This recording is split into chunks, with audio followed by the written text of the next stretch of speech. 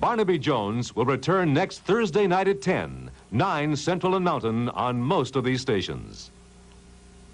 Word Balloon is brought to you by the League of Word Balloon Listeners.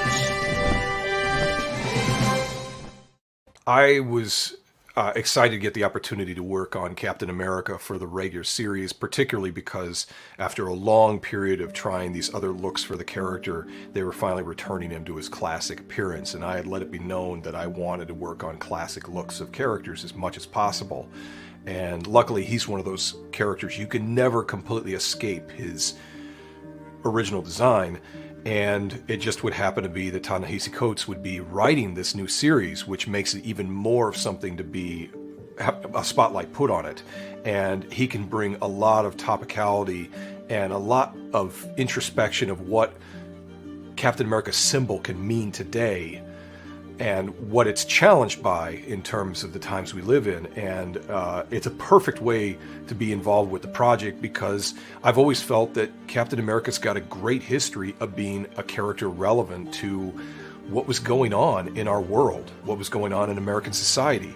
He's never been just this flag-waving character of, you know, like, hey, whatever America does, just go along with it because, hey, we're all about America. In a way, he was a character of contradictions. He's draped in the flag, but he's always sort of running head up against these compromises for American ideals and what we should be keeping at our heart.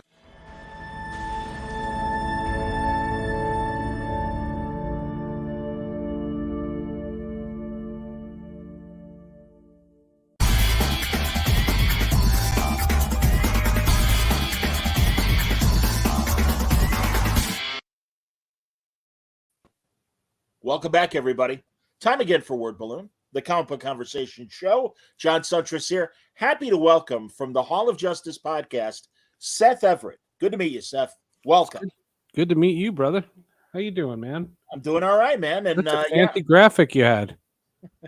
But I got to tell you, I didn't think I'd be on camera in the beginning. I thought you were going to like bring me on.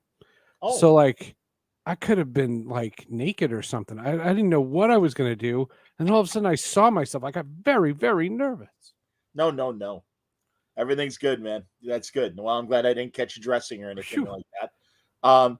Seth, I was telling you, and actually was telling people on the audio side of my show this morning, we've had parallel kind of careers where a lot of sports broadcasting in our backgrounds, and then found ourselves doing nerd podcasts as well. Tell people about yourself. Tell about myself. Well, my name is Seth. I live in New Jersey with my loving family.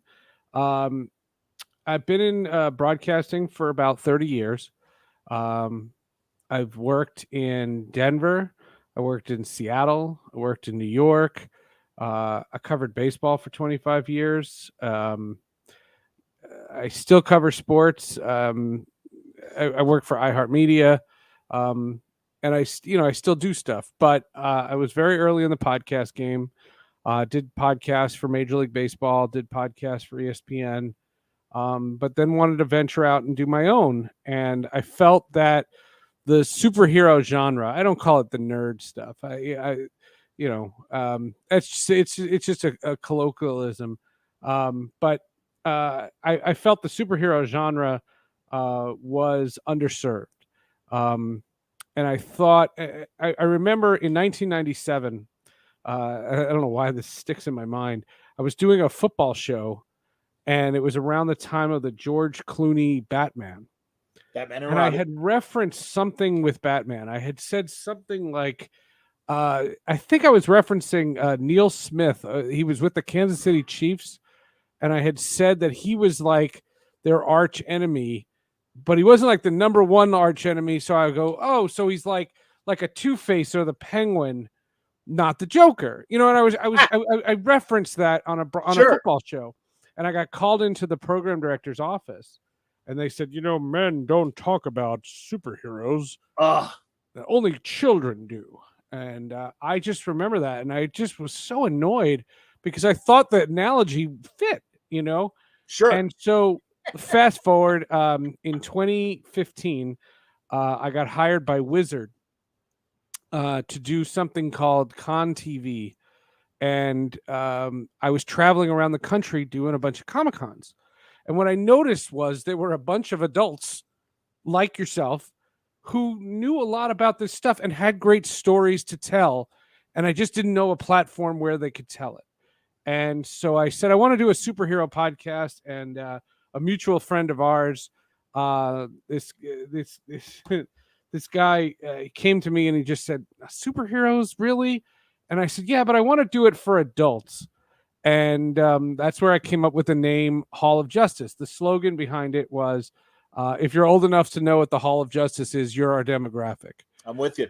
And we tried to tackle, real life conversations for adults with the same gravitas and passion that sports broadcasting brought, and treat it with respect. And I love the following that the show has gotten. The guests that we've had have been remarkable. Get to meet people like yourself, and it's been super rewarding. What I often say is I still love sports. Don't get me wrong. Sure. But if there suddenly became some kind of law, if our crazy government decided to pass a podcast law and said you could only have one podcast in life, the Hall of Justice would be it. I dumped the sports podcast, and I love the sports podcast. Don't get me wrong, and it makes money, so I'm gonna keep it. But if someone said to me, choose, you have to choose, I would choose the Hall of Justice. I just the amount of enjoyment I get from planning it and hosting it and doing it, it's so riveting, and it's been a lot of fun. You're speaking my language, man. Sports with Friends is your sports podcast, everybody. So if you want to check out Seth's, that came out. It came from a little different. It has a little different origin, but Sports with Friends came out around the same time, and in that one, that just plays on my sports career. And what the slogan is: every guest is a friend or a friend of a friend. We play Jewish geography. That's the idea behind Sports with Friends. Sports with Friends comes out on Wednesdays, and Hall of Justice comes out on Thursdays. Ironically, we had an episode come out today. What's your latest episode? So today, it was very funny because today's May the 4th. Right. We're live, so today's May the 4th. Right. And people asked me if I was going to do a Star Wars episode, but 2 of my last 3 episodes were Star Wars episodes. Yeah. I had Paul Sung-Young Lee, who plays Carson Teva in The Mandalorian. He was on 3 weeks ago, and then my man JC, he's my Star Wars guy. Okay. We did a full breakdown last week on The Mandalorian, so I was like, what else could I do for Star Wars? So this week we had the lovely and talented. I always love when I have better looking people on an audio podcast. We had Kayla Compton, who plays Allegra on The Flash. Oh, great. And we've been very loyal to The Flash. It's our podcast is pretty much 8.5 years. And so we started right in the middle of their season 1. And I've kind of rode the roller coaster with them throughout. I mean, I remember in the beginning of the podcast, I wanted Grant Gustin to play Wally West. That was my big thing. Because especially when they cast John Wesley Shipp, I just thought that was so dumb. It was cast John Wesley Shipp, let him be Barry Allen, and let Grant. No one knew who Grant Gustin was going to play. Like, he's Barry Allen now after 9 years. Like, no, everybody could say, "Oh well, it's supposed to be Barry Allen." Not then.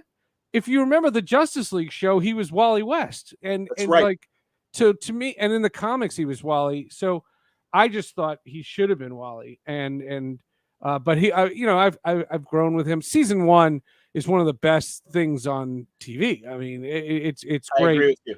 It's nowadays, television has changed, and one of the things, I've had their showrunner Eric Wallace on the show a couple times. Sure.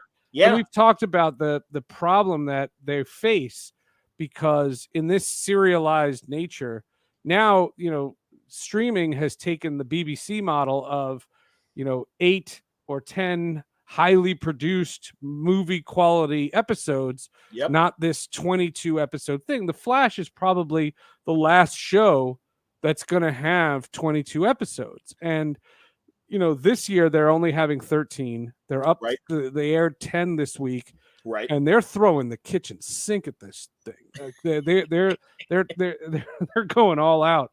And Kayla is amazingly, she directs episode 11. Oh, So wow. the third to last episode she directs, and so that's how we got her on. And she was amazing on the podcast. She's very cool. I asked her the age old question.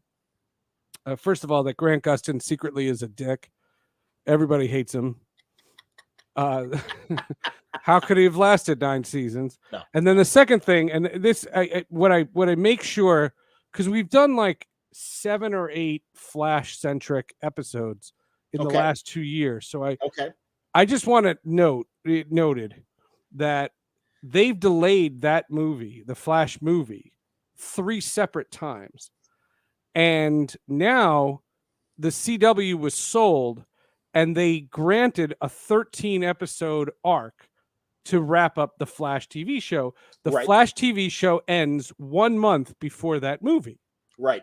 There is no way, and no cast member will confirm or deny, there is no way that something from the end of that season, that this TV show, ties into that movie.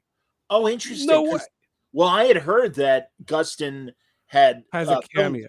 Had a cameo. I don't know if we're getting it in the final cut or not. It would be stupid for them not to do it, because obviously we had Ezra Miller in the TV show. And so there's a great Ezra Miller joke from the podcast. There are 2 times, if you lived under a rock and didn't read the news ever, but only listened to the Hall of Justice podcast, you would think Ezra Miller is a tremendous person. Because twice that name has come up on our show. Once, Mark Guggenheim came up and told the story, this amazing story, on how with paparazzi in the Vancouver airport, they snuck Ezra Miller into the airport and no one knew that the 2 Flashes were going to show up in that crisis. That's an amazing story. The other story is Steve Agee, who plays John Kanoskos from Peacemaker. He was on the podcast, and he tells this incredible story about Jason Momoa and Ezra Miller and how much fun they were filming that final scene of Peacemaker. So if you don't know anything about Ezra Miller, you would think, what a tremendous person that is. But we know better, unfortunately. Right. As his public persona has displayed itself. But anyway, so what I do, Brandon McKnight, Daniel Panabaker, Eric Wallace, like a bunch of Flash people have been on the show. And to everyone, they stay silent. And I say, the Flash TV show ties into the movie so that it's documented. So that when that happens, I will reference time codes in all of those episodes saying, I called that 6 months ago. Attaboy. Very good. That's hilarious. Guggenheim is a good friend of mine over the years. Yeah, great guy. Because of, absolutely. And honestly, before they hired James Gunn to take over the movies and stuff and TV, I'm like, you've already got a guy in-house that has been doing it for 10 years. I mean, really, they weren't going to let him do it. Yeah, and and also, I mean, I follow Mark on Substack. I mean to have him on. I'm hoping that the writer's strike, because I know obviously, everyone's doing their part to be on the picket line, and rightfully so. And I've had a couple friends that do both comics and film and TV that are like, with the strike and everything, let me just figure out my schedule and then we'll figure out a time. But I was really surprised that, given the success that Guggenheim had in the Arrowverse, that and I know that this pending writer's strike was coming, but he was kind of frustrated that if his phone wasn't ringing for new gigs. And he got let go from Green Lantern and everything. The whole thing sucks. Yeah, and even prior to superhero stuff, I loved his Eli Stone show on ABC. Yep. So it was really surprising. Well, this strike obviously is going to delay a lot of stuff that has been announced in the last, few months. And I mean, my God, I already read that several of the studios have lost like $10 billion as far as stock value with the strike. Too bad. Yeah, exactly. Boo fucking who. Yeah, in the last 2 days. But I have to say though, and I will miss the Flash, and I thought Grant was amazing, and that cast is amazing. Eric and the writers are terrific, but I do think it is time to go. No, it was. It was probably 3 seasons too long. I think the problem that they had, we kind of went off on a tangent, but the problem that they had was taking an arc and stretching it.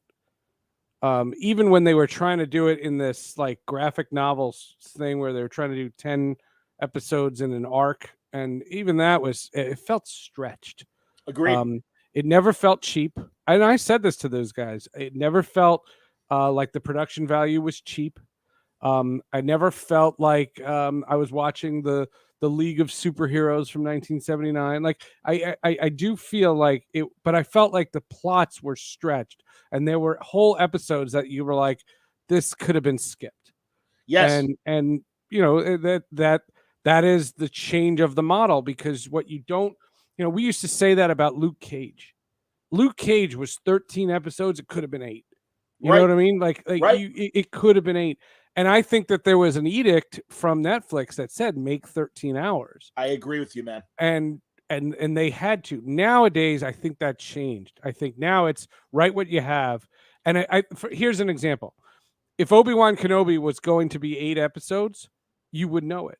Like if they had 8 episodes of story in it, it would have been 8 episodes. I don't think that they said to him, you can only do X amount of scenes. I don't think he's paid by the word. So they told a story, and it just so happened that it was 6. What was amazing was Andor, when it's all said and done, is going to be 24. And that's pretty remarkable. Like at the end of it, like, yeah, that's the. Are you enjoying Andor? Oh, Andor could be the best thing on TV. I so agree. And there are people, and I'm glad we're saying this on May the 4th, but I know people that are like, yeah, give me Jedis, give me spaceships, give me shooting. No. Andor is so good. Yeah, I'm so, again, man, well, we're, and no disrespect to the people who don't like Andor, but again, I think because we're older, we want more. We've seen enough of the surface pew pew and spaceships. It's like, give us character, give us story. And I think Andor absolutely. That Prison Break, that Prison Break is, there's nothing like it. And also the politics. It's like the West Wing of Star Wars. And I am all for it. And also, I know you're not a big current Star Trek fan, but that is what I've been waiting for in new Star Trek. And I would say, I'm so glad you said that about it almost seems like there's an episode order first and then fit the story to the episode order. I can sense when that exists. Yeah, that's still happening, I think, with new Star Trek. And maybe there's a lot to be said about how these streaming services are starting to ask and what they're asking for. I think that Netflix took it to the 20-yard line, but I think Disney has kind of taken it and crossed it in, because WandaVision was what, 9. And Falcon and the Winter Soldier. I don't have all the episode totals. I think it was 6. When it's all said and done. By the way, I know it's May the 4th, but we went. Well, Avengers out. Vision and Scarlet Witch. Hold on. Went for the WandaVision. Yeah. Do it again. There you go. Fantastic. Oh, well, man. I was moving a table today, and it was raining, and my Star Wars shirt got all disgusting, and I was like, screw Star Wars Day. I'm wearing what I want. Seth, do you look for nowadays when I find shirts? I'm looking for the ones that are a little more subtle. Like I have a Flintstones t-shirt, and it's a water buffalo hat, and then it's got the Union, like water buffalo, local, blah blah blah, and everything. And it's like, all right, only a Flintstone fan is going to understand what the fuck I'm wearing. A certain age. Yeah, and I mean, so that's So I got the remember Capricorn 1. The O.J. Simpson, where they faked the Mars landing from the early 70s. Oh yeah.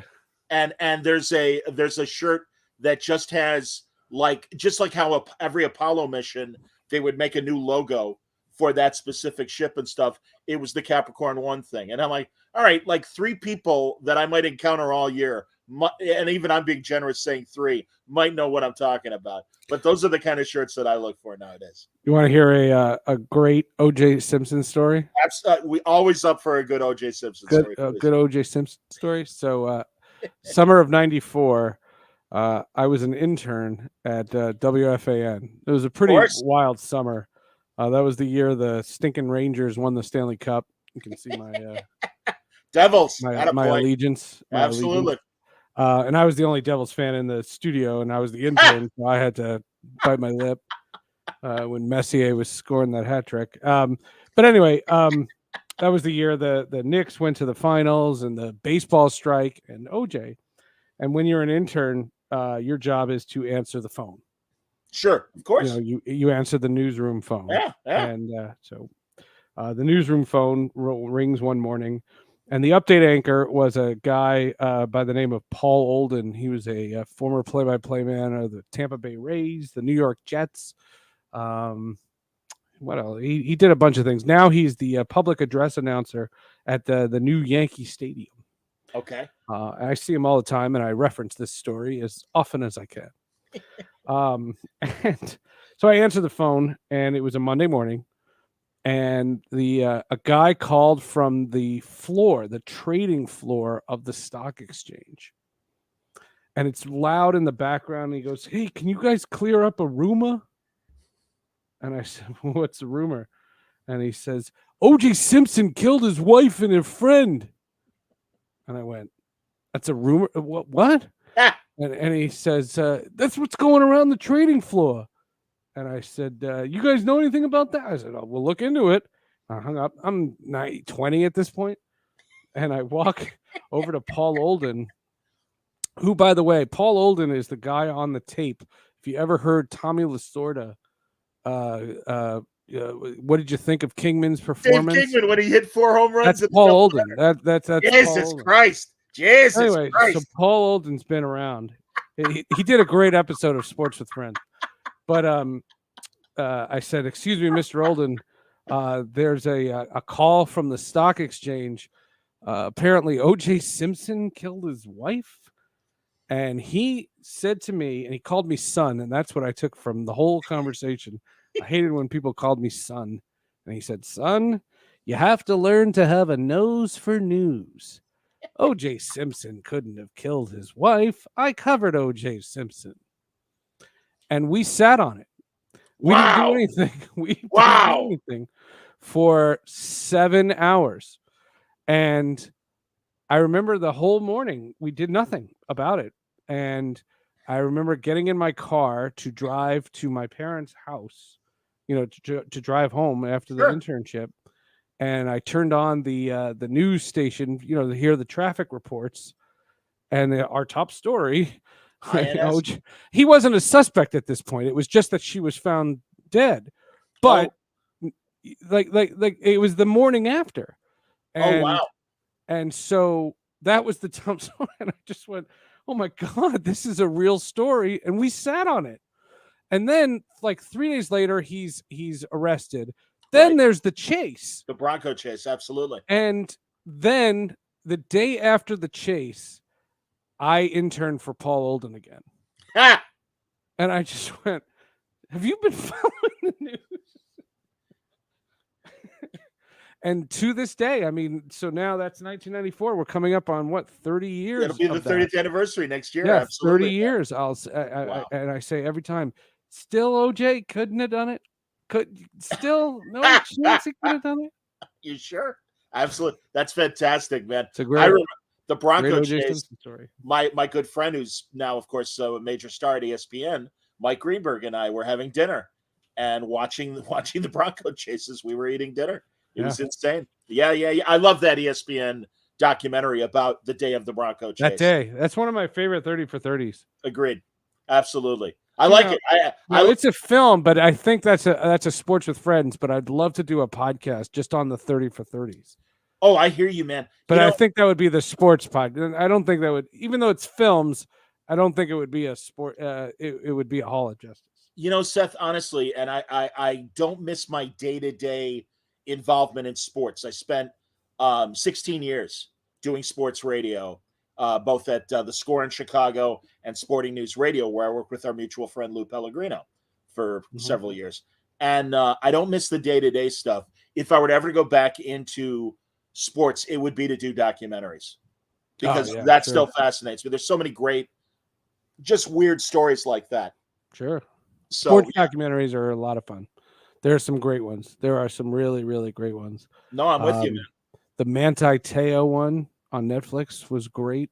It just came out. It was a two-parter on Netflix about the story of Manti Te'o, is the guy who he was the Notre Dame football player who had the fake girlfriend that died. Oh, sure, they got catfished. Absolutely. Yes. Wow. What an amazing story. Oh, I'm gonna have to watch that. Yeah, I want to see the. documentary. I haven't seen the Bill Russell one yet, and I loved Bill. I'm sure you've had experiences with Bill Russell as well. Man, what a match! What a match! Just a sweetheart. I mean, real and to get him to laugh, and he had this wonderful high pitched cackle when you really made him laugh, and it was so satisfying. It's like, oh, that's awesome, man. Bill Russell letting the guard down and enjoying himself. That's great. So yeah, man. No, again, lifelong Chicago guy. And just like the fan, the Score was on the heels of the fan coming out, and I was right there at the beginning. Totally. Yeah. No, that's great. Well, anyway, back to superhero stuff. I mean, obviously, we're all anticipating this weekend, Guardians opening tomorrow. Yeah. Oh, that's tomorrow. That's right. Yeah. I don't know if I'm going to rush to it or not, but I'm certainly going to see it. And I really love the holiday special. And I'm sorry that it's wrapping up. It sounds like, I mean, obviously Dave Bautista has made it known this is it for him. And certainly there's just been some telegraphed stories here and there, which I hate, man. I don't need to be first. I don't want to be spoiled, but I know it's part of the marketing now. I mean, to me, and it's not superhero, but close enough. When it was Friday morning of Skyfall and USA Today had the story that Judi Dench's M was dead. I'm like, fuck you. I'm like, how dare you put that in an article, and the movie's barely been out for a couple hours, or whenever you bought the paper that day. Oh, it just got me so angry. Well, that's one of our most controversial episodes of the podcast was our review of Black Panther 2, because I thought Black Panther 2 was a travesty. I thought that well, let me backtrack for a second. Sure. Chadwick Boseman, here's what we know. Chadwick Boseman had cancer for 4 years. Something like that, yeah. Okay. In order to get an insurance policy, you have to take a physical. Right. So Marvel knew. Yeah. Marvel knew he had cancer. Yes. Now, we didn't know, and that's totally fine, but Marvel knew. Yep. They killed T'Challa twice. Once by Killmonger and the other time by Thanos in Infinity War. Right. That's true. Okay. So Chadwick Boseman dies, and they've already greenlit Black Panther 2. And going into it, the only thing I had said on the podcast was, by watching this movie, you will know whether Marvel knew or not, because you'll know if they're prepared. And I thought by seeing Black Panther 2, they were grossly unprepared. And I'll show you how. Number one, the 10 minutes in the beginning of that movie were shoehorned in and doesn't belong, to the extent of, if you're Marvel, and again, the first movie made $1 billion. So forgive me if I say that I want to spend some money. You could have put anybody in that costume and had T'Challa die at the hands of anyone. That's true. To have him die off screen to a virus, to a public that had just come out of a pandemic, is insulting. Interesting.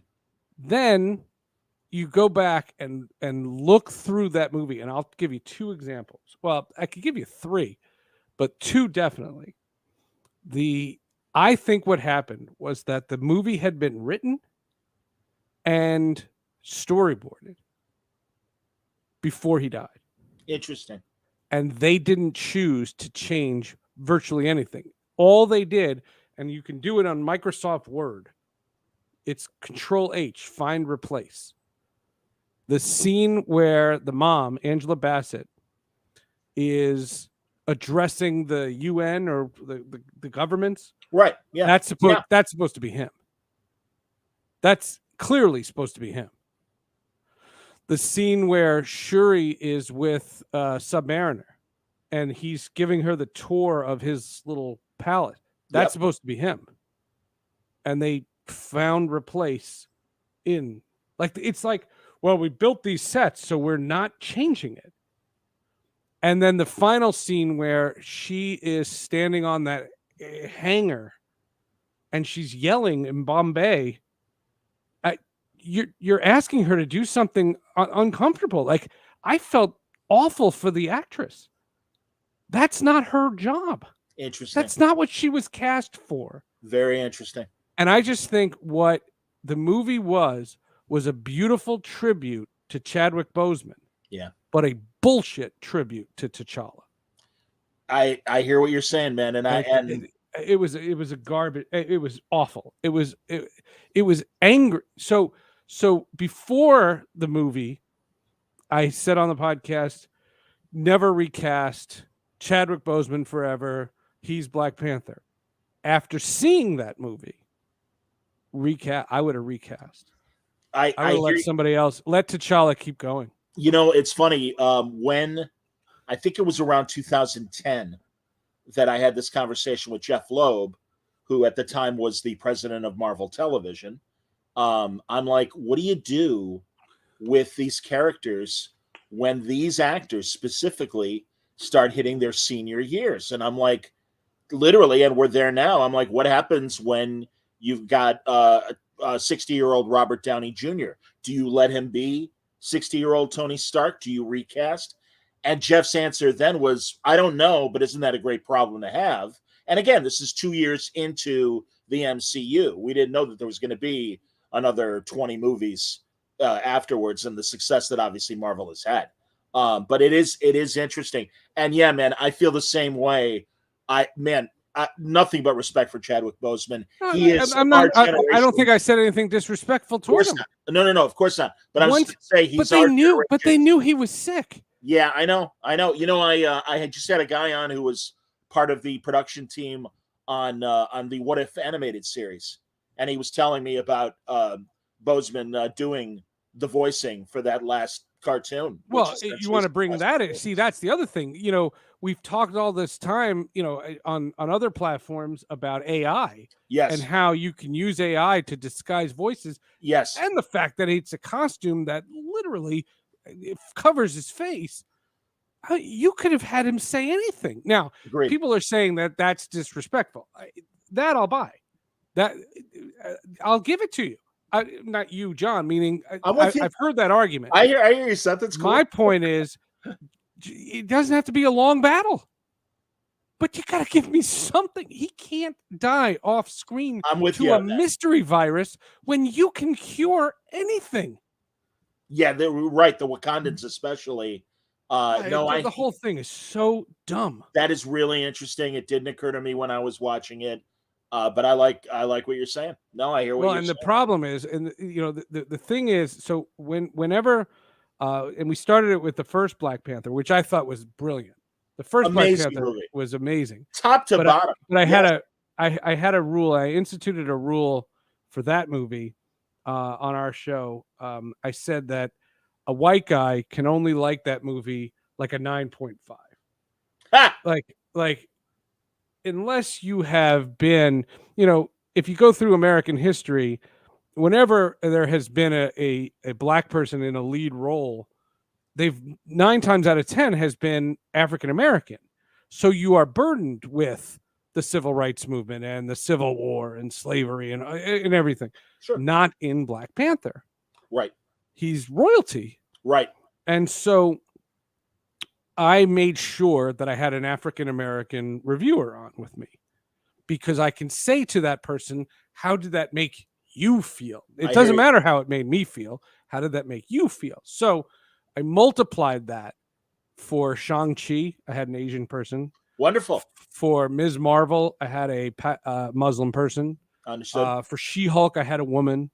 Like we made sure, like I asked that same question, multiplying around the time. For Black Panther 2, I did the same thing. I didn't have the same person, but I had a black guy, a good friend of mine, Marshall Harris, in Chicago. Marshall Harris. He's CBS in Chicago. He's a sports guy. Oh, okay. So Marshall is a buddy of mine, and he's a semi-regular on my show, and he came on, and he was touched, and he's not wrong. Oh, well, of course not. I still think that movie is absolute bullshit. Very interesting. Yeah, and he got annoyed with me, and look, we've made up since. We're still friends, but my God. No, I understand, man. Too. No, and yeah, and you're right, man. Jesus, in this, and I'm all for it. As obviously you are. I'm all for inclusivity, truly. But that said, sometimes it's the middle-aged white guys. We're the last demographic people want to hear from. Sometimes. Well, and that my point is that if you knew, just do better by him. Like, do better by the character, not the actor. You do fine by the actor. Yeah. But the character, that's insulting. Well, it's gonna be interesting moving forward what they choose to do.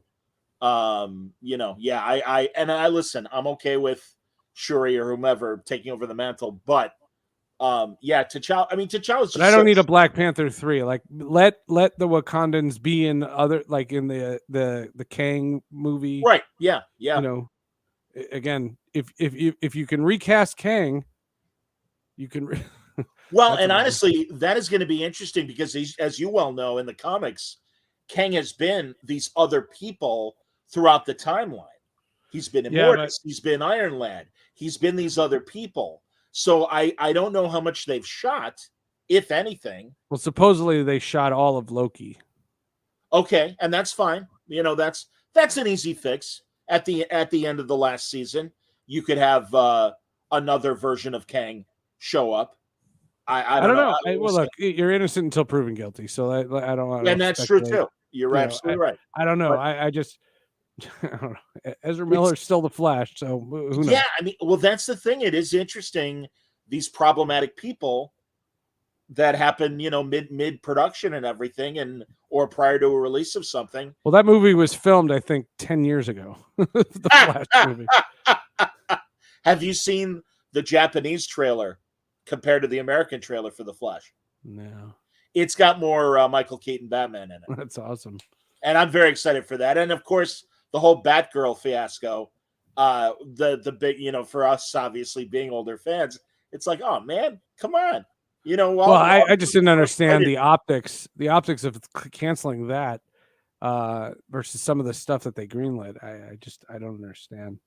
I don't either, man. I don't either. There's a guy, I teach a course up at Syracuse University. Yeah. And one of the professors is this guy.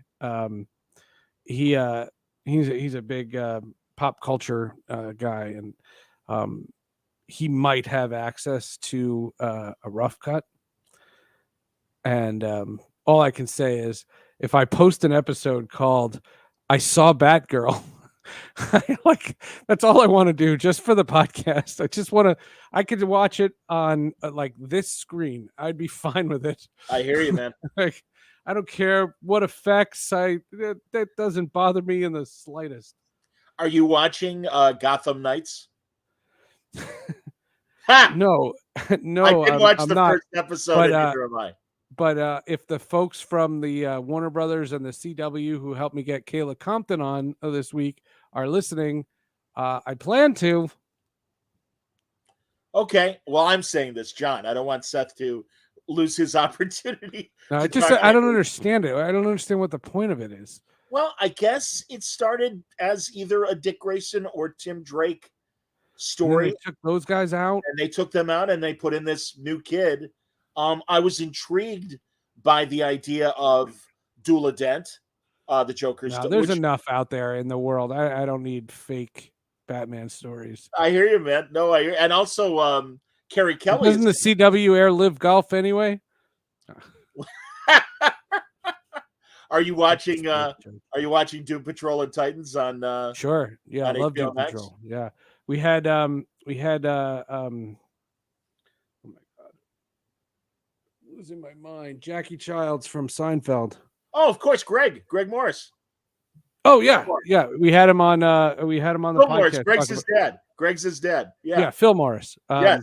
We had Phil on the podcast talk about Doom Patrol. He said that this Sure. season is fantastic. Looks great. And yeah, I'm waiting till for Titans. I'm just waiting till the end of. Let me finish Flash. I just finished Mandalorian. Catch my breath. You know. Oh, sure. I'm watching this what else am I? Ted Lasso has been Of course. remarkable. Of course. The Marvelous Mrs. Maisel is I'm a so massive Mrs. Maisel stinking fan. good. Yes. That show is so great. Love it. Love it. That show Comedy is nerd. so great. I love the period. Absolutely. No, it's a And I love what they're doing in the last season when they flash forward in the first. Yes. Oh, that's so smart. Yeah. No, very cool. No, I agree, man. It's no, I've enjoyed every season. There were some that didn't care for the third season or the fourth season. I'm like, No, I've I enjoyed loved every minute of it. Every minute. The only problem with Maisel is there's not enough of it. Agreed. I want more. Give Yeah. me more of them. Well, And that's- give me more of her. She's so terrific. stinking funny. Yeah, she is. No, she's great. It's a fun show. No, it's an excellent show. I was never Some a of the- Gilmore Girls person, but again, I knew the pedigree. That's who wrote it, right? That's Yeah. the people. Yeah, Yep. my kids watch Gilmore Girls. Okay. Yeah, my friends that write that, kind of know what they're talking about. Like, oh, it's so well, Gilmore Girls was one of those well-written shows. And I'm Here's like, one. okay. My 11-year-old is obsessed with young Sheldon. Sure. Now, I saw every episode of The Big Bang Theory. Me That too. was funny. I agree. What is with this young Sheldon? I don't get it either. Who is the demographic for this? Clearly know. not me. But that's okay. You know what I mean? Whatever. It's fine. Oh, but my kid is like, he grows up. I'm like, yeah, he grows up and he lives with another guy, and like there's this whole other thing, and he gets a girlfriend, and he marries her, and what? My kid was like, "What are you saying?" That's interesting. So he hasn't watched Big Bang yet. She's Pardon me. Yeah. Okay. Not interested. Yeah. Weird. Interesting. Very Wow. weird. I feel for my friends who have tweeners that are exposed to Friends, and Yeah, Friends they're is very pretty into raunchy for tweeners to watch. Yeah. And good Lord, it's on like 24 hours a day, depending on your cable channel. It's insane how much Friends is on. You still have cable? Yeah, I'm a big boxing guy, so I kept it for things like Showtime and ESPN boxing and things like that. But I keep, eventually I will cut the cord sooner than later. So in 2017, I called DirecTV and I said, when do I not have a penalty anymore if I cancel? And they said December of 2017. I said, great. And I did it social media. I did it all over social media. I returned those boxes. I couldn't wait. And I just think you become a better television watcher. And the best example I think are my kids. They will never sit at the couch like we did growing up and just flip. They will never just see what's on. Sure. They sit down, they have a plan, they know what they want to watch, even if it's crap. There's still crap on TV. Of course, but what they do is they watch what they choose. It's kind of like a podcast in the sense that they are choosing to press play on this. Yes. As opposed to just flipping on channel 9 and seeing whatever it is.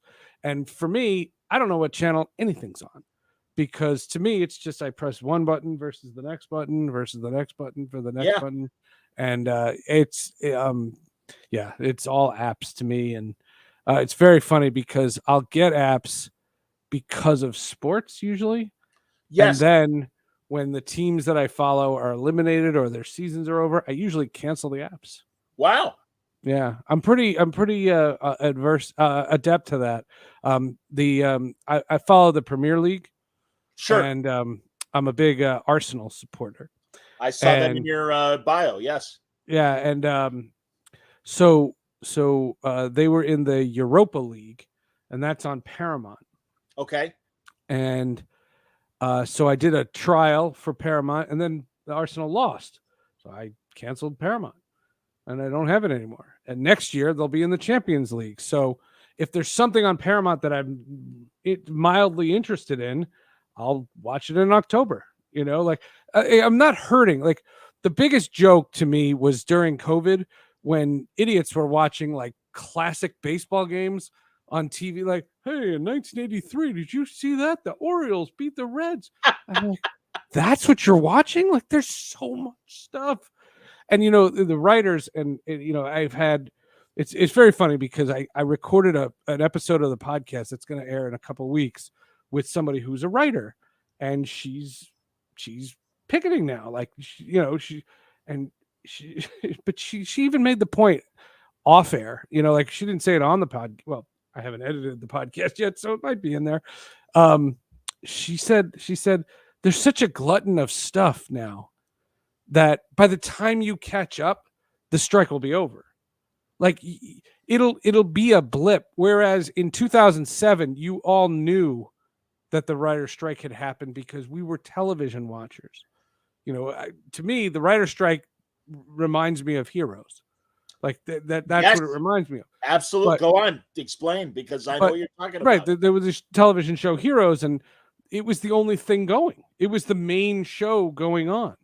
And so when you saw Heroes, it really never regained its momentum. It had a long, it had a long hiatus, and they had a truncated season, and it just kind of fell apart. It lost its magic. Absolutely, man. That first season was the buzziest superhero-related television show out there. Again, Jeff Loeb was one of the main writers on that show. He was, and the music was done by Wendy and Lisa from Prince and the Revolution. Absolutely, man. It's so interesting how they have transitioned to being soundtrack people. They did Nurse Jackie as well. I know that was one of their shows. But yeah, absolutely. Wendy and Lisa, sure. Yeah. Hilarious. See, we know this shit. There you go.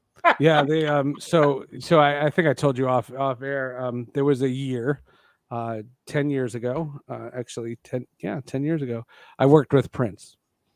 No, you didn't tell me. Go on. Oh, I never told you that? Yeah. No, tell me about Prince. So, I was always a big Prince fan growing up. Sure. You know, when I was 10 years old, we bought movie tickets to see Howard the Duck so we could see Purple Rain, because there was a rumor that there was a naked girl in it. Apollonia, certainly.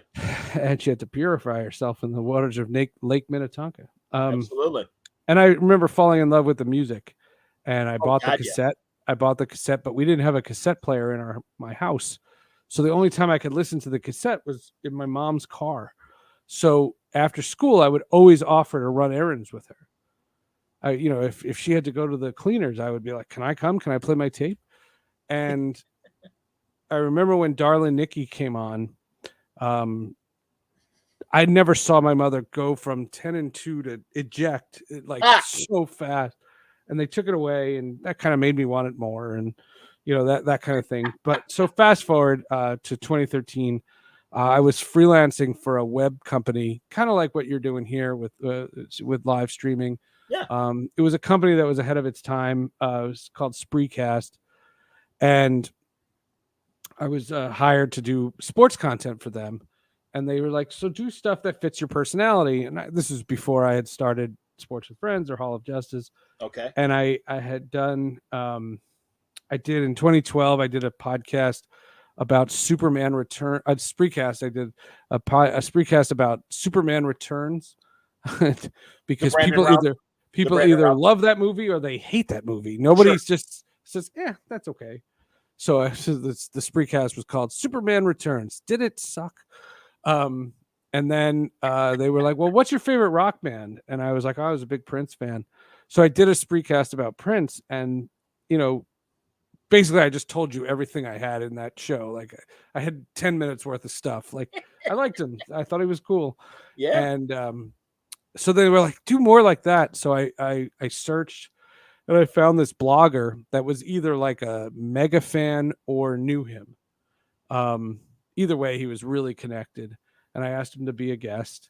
And so we did a Spreecast, and that was cool. And I thought that was over.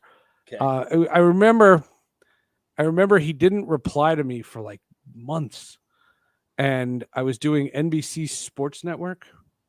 And this was a time in 2012 when TV networks they were putting your Twitter handle on the bottom of your lower third. So like, yeah. So I would get like 100 followers every time we'd go on TV. Wow. And because they would put in the thing on TV, and then one time he wrote back, and he followed me back. And so I had this guy on, and I thought it was over. And then New Year's Eve, 2012 to 2013, unbeknownst to me, Prince reached out to the blogger and said, I have big plans for 2013. I'm going to really do a big tech year. By the way, you should do like a video or like a podcast or something. And the only thing this guy knew how to do was what I had just showed him. And so on New Year's Day, he called me up and said, can we do another one? And I was like, sure. So we scheduled it. And unbeknownst to me, Prince joined Twitter that week. And I didn't know. And he started sending out the link to like all these industry people. And I didn't know. I didn't know any of this because I didn't follow him. I didn't know any of this. And we had like 50,000 people watching this show that me and him were doing. We were just talking about how much we were fans. And so the next day, I get a phone call. I think I texted him and I just said, hey, man, we had like a lot of people watching. And he says, he called the next day and he says, I have a proposal. And he says, he will. I went, what? And I still didn't know that he knew him. And he says, he will book us guests. He will send us show notes. And he will send us music to play on the show. Wow. If we'll do the show weekly. Oh my God. And I went, what? Who is this? Like, what? No way. And the reason why this all came up was because you mentioned Wendy and Lisa. Yeah. So the drummer in the Revolution was this guy named Bobby Z. Okay. And about 4 days later, I remember, I'll never forget where I was. I was in my backyard. It was January. And I was like moving snow and doing something. And I get this phone call and he's like, hey, this is Bobby Rifkin. And I'm like, Bobby Rifkin? Bobby Z? He's like, yeah, little birdie told me I'm going to be on your show this week. I went, oh my God. What? and it was true. And wow. And like we were getting these emails, and if the emails were in uppercase, they were him. And if they were in lowercase, they were the manager. And it was so weird. But it was so much fun. It was so much fun. That's amazing. And, yeah. And then his band played, City Winery. There's one. Yes, in of course. We have one in Chicago. Absolutely. Yeah. There's one in New York. And his band played like 6 nights in a row without him. They were just playing. Wow. Yeah, but a great band, And so they asked me to do the show, the video, Spreecast, from the club after the show. Wow. And interview everybody in the band. I said, oh, that was so much fun. Yeah. And then they said, come back on Sunday. And I went, no, that's enough, And he's like, no, come back on Sunday. I was like, okay. So I go back and I go in, and the manager who I had met, he goes, hey, come here. He goes, go downstairs, go to my office. I said, okay. I walk downstairs. I'm like, what's there going to be, And it was him. Wow. He had come into New York, and we hung out for like an hour and a half. We just talked shop, and then he performed at the City Winery like an unannounced show. Sure. till like 5 a.m. Notorious for doing stuff Yeah. like that. Absolutely. Yeah, it was crazy. And I worked with him for a year. That's So yeah, insane. that's my Prince story. That's a hell of a story. I appreciate you sharing it. That's Yeah, amazing. it's pretty Before crazy. I forget, I want to point out that your Con TV show, if I'm saying Yes. it properly, Con is on TV. and it's on Tubi. Tubi, yes. So there we go, everybody. Your Yeah, favorite I'm about free 10 streamer. pounds thinner, That's all right. and my hair's a little darker. But yeah, it's a cool show. Con Yeah. TV. It's called Live at the Con, and the idea behind it was supposed to be a college game day for Comic Cons. Certainly. That was the idea behind it, and it was super fun. I met some really neat people, and that the idea behind it, just the planning of it gave me the idea to do a podcast, and that was kind of the genesis of it. So is the title of it Live at the Con or Con TV? The show is Live at the Con. Live at the Con. The author is Con TV. Right. Okay. So, but yeah, if you look on Tubi, But for if Live you at the search Con, Con TV, you'll see it. oh, Yeah. okay. All right. So people search Con But TV. it's on Tubi. Yeah, Tubi. I mean, there's That's nothing great. else on Tubi, so watch it. No, I'm No, just kidding. no, that's wrong. There's tons of good stuff on Tubi. Oh, there is? Good. Oh yeah, no, absolutely. Tubi's like a great little secret of like so many interesting documentaries, tons Oh, of good. foreign films. I saved it, and now my phone every like once a week it'll say, "Do you want to resume Live at the Con?" I'll be like, "Not this week." No, a lot of those orphaned TV shows like Beyond Westworld, things like that from the 80s and 90s that didn't even make it a full season, you could likely find it at Tubi. Plus, cool. plus all these other interesting movies. And Well, God, Fox is not really committed to it. Fox even said recently that they really do believe that linear is still prevalent and that they can make more money with linear. And so they have not put a lot of money into Tubi. I'm not trying to bash Tubi by any stretch, No.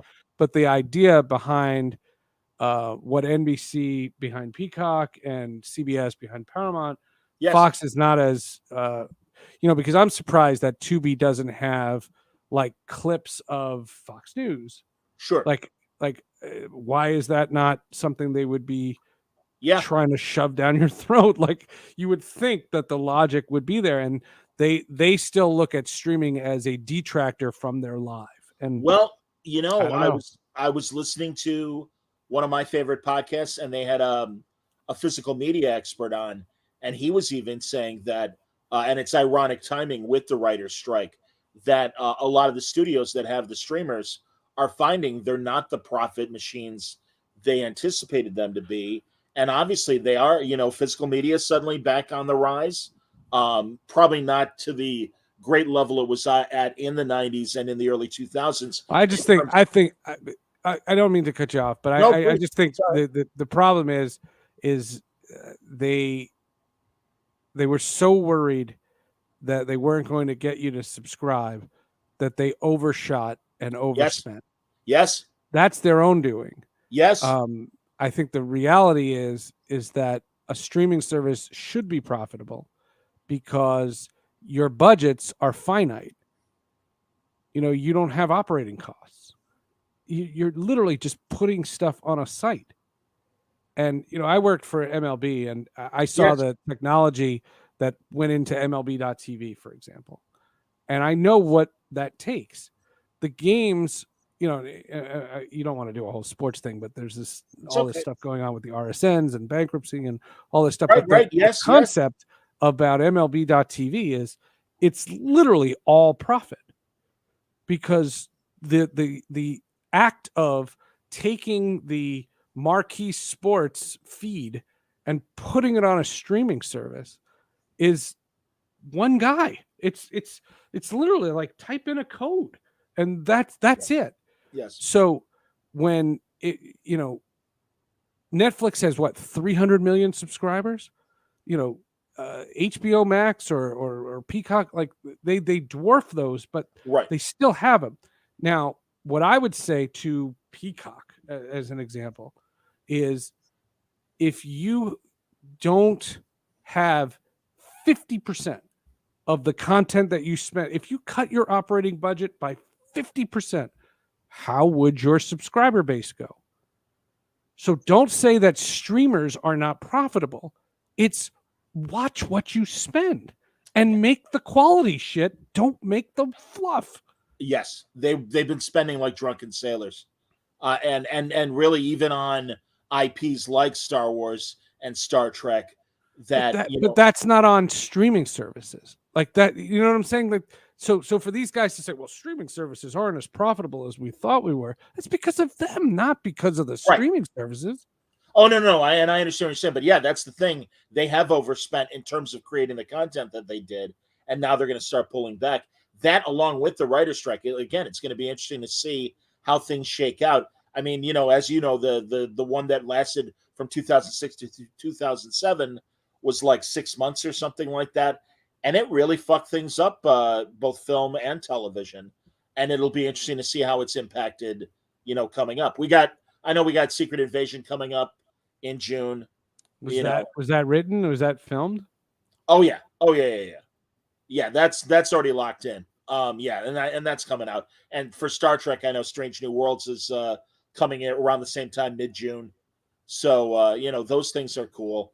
But yeah, I don't know beyond that. I don't know where Loki is in production in terms of, will that surface? I also think, again, during the pandemic, I think the audience got used to new stuff popping up almost every month. And now we are seeing Secret Invasion is the first Marvel television show of 2023, and it's starting mid-year as opposed to, the amount of stuff we got. Yeah, they said they were going to spread it out more, which yeah. It just means I got to figure out more episodes. But other than that, well, you told me, and I saw on your episode list, you had Jeff Johns on, one of my favorite people in the business. And I know you're a comic book fan enough. Do you want to do more specifically comic? Are you reading? Are you reading comics or anything right now? I read Paul Dini's Batman the Animated Series continuation. I thought that was great. It was excellent. I read Wonder Woman 1977, the Linda Carter show. Yeah. I thought those were great. Fun. Sure. That's probably the last comics I've read. My comic story is kind of a messed up one. I wasn't a comic reader when I was a kid. Okay. I was very into cartoons. I'm a kid of the 80s, so I'm a little younger than you. I was a big He-Man, Transformers. Sure. Thundercats. Those were my drugs of choice. Okay. But then in my freshman year of college, 1992, was a pretty pivotal year for that, in the sense that I got a job. They didn't pay me. I got a job on the campus TV station. I was a reporter. And I got sent to cover the death of Superman. Sure, when the issue came out, absolutely. And I remember I got my friend to drive me because I didn't have a car. And I went to this comic book store in Syracuse, and there was like a line out the door. Yes, sir. And I was like, wow, this is major, But I couldn't believe that there was a place with just superheroes all over the place. I was like, this is amazing. And I said, I have to come back here when it's not crazy, And so I remember doing that. I remember asking a friend, hey, on a Tuesday afternoon or whatever it was, we went back, and it was some time had passed. And the first comic book I picked up, and I actually wound up talking to the writer of this, Ron Mars. I love Ron. Been on the show. Yeah. Hal Jordan went batshit crazy. Yes, he did. And I said, wow, this is speaking to me. Like this is my demographic. And I was like, comics are not for kids. I didn't know. And then, I started studying and learning, and the internet was in its infancy, and, sure, we were kind of learning, but throughout college. And then, I moved after graduation, I moved to Denver. I lived there for 2 years, sight unseen. Like I just moved there and I didn't know a soul. And so comics were like a big thing, like it was an escape. And then I moved to Seattle and I kept reading. That's when I was reading a lot of comics. Okay. Yeah, everything here but all of it is I got when I was an adult. Okay. You know, a young adult, you know. Yeah. And then you know, I said to you off air, if I watch The Flash and Superman and Lois and everything on Disney Plus and The Mandalorian and Andor, but I haven't read a comic book in 6 years, am I still a comic book fan? And the I'd say answer is yes. It's just yes. the medium is changing. And what I think, you know, the one thing I think I've learned over the course of doing the podcast is that I'm not one of those people who just clamors for the old days. I don't wish on I don't wish it was the 80s again, I'm hip. you know. And I'm a pretty tech person. I'm a pretty tech savvy person, and I you know I have comic creators. I had Tony Isabella on, Sure. um, Creator of who else? Black Lightning, among other things. Creator of Absolutely. Black Lightning. We did that when the Black Lightning series ended. Which, by the way, I loved. And if there was no Black Panther film franchise, I think Black Lightning would have found a much bigger audience because that show was fantastic. I thought William Press was amazing. One of my favorite episodes we did was John Semper. Oh, John sure. Semper Yes, created I've read John. Spider-Man the animated series. Yes, yes. We did that. He also wrote the new Green Lantern animated movie. So we did a 2-part episode where the first episode was about Green Lantern and just his career, and then the second episode was just about Spider-Man. And I contend that Spider-Man the animated series from the 1990s is the greatest incarnation of Spider-Man in any medium. Is that the Fox show? Was that the Fox show? Yeah, that was the Fox show. Ed Asner and with J. Jonah Jameson. Yeah, Ed Asner. Yep. The lessons are number one, he's always better when he's in college. And he was selfless and heroic. And I think the Tobey Maguire movies took a lot from the animated series. That's fair. A lot from it. I think the Garfield movies did not. They tried to change it, and they were trying to emulate the Dark Knight, and they couldn't. And then now, I get in so much trouble for saying this. I can't stand the Tom Holland character. Really? I love this. Wow. I love the universe that he's in, but and he's a brilliant performer. You know, I told you off air, like I have my line.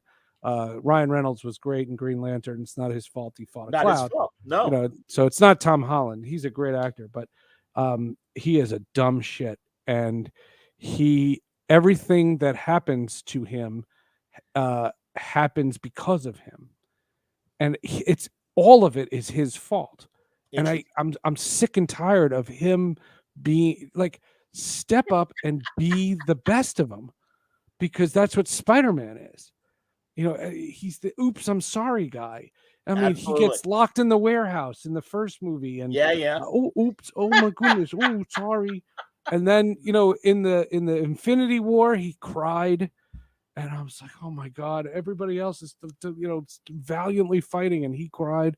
He couldn't get the gauntlet to the finish line, to the van, to the Ant-Man van. You know, the women had to save him. He's and then he's the dumbest guy in the way. He didn't know Mysterio was lying. Like, what are you kidding? He is gullible. You're right about that. And then the Doctor Strange stuff was so stupid. Like, why would you want to fix these people? Just get them back to their world. Hilarious. Oh my god, it's so stupid. That is fantastic. Oh god, that guy. Seth, I really appreciate your point of view.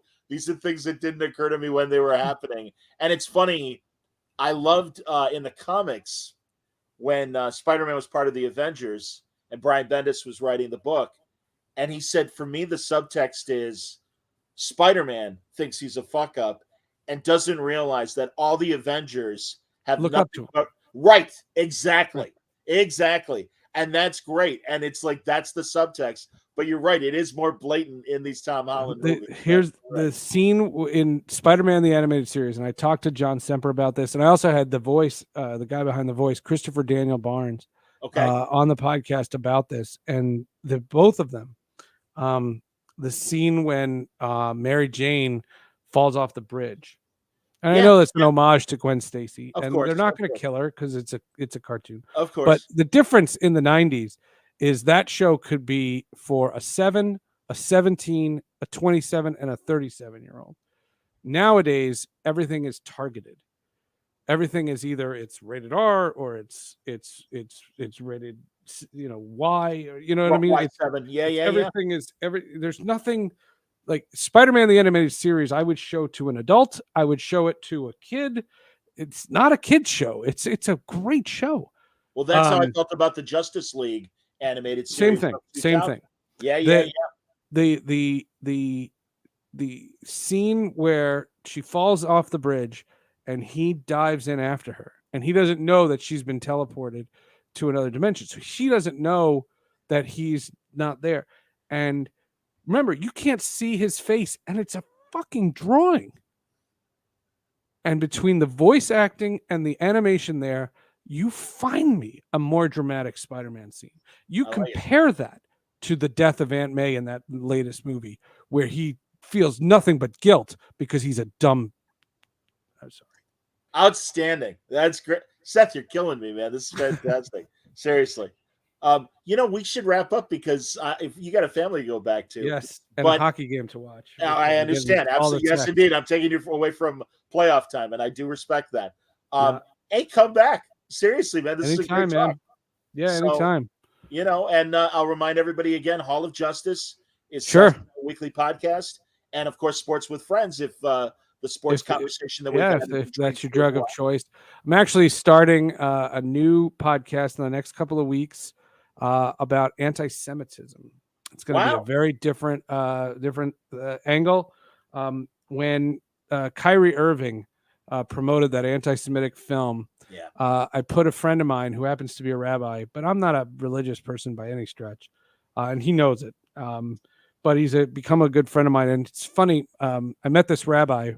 My father passed away about 15 months ago, and he, they do the services, the honor stuff.